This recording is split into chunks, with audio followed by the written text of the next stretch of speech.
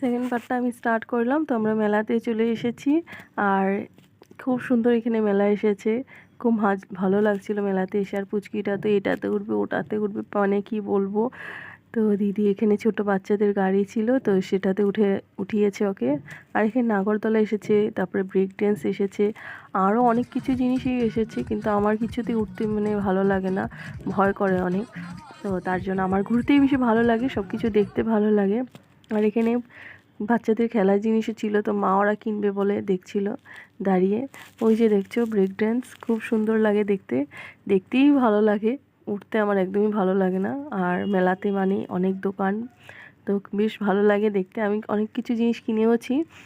আর তারপরে মেলার ভিতরে একটা হোটেল ছিল, সেখান থেকে আমরা এখানে ধোসা খেয়েছি আর পাপড়ি চাট নিয়েছিল, তো সেগুলো খেয়েছি। আমার এই মিনি ব্লগটা আমি এখানেই সমাপ্ত করছি। দেখা হচ্ছে নেক্সট ব্লগে, টাটা।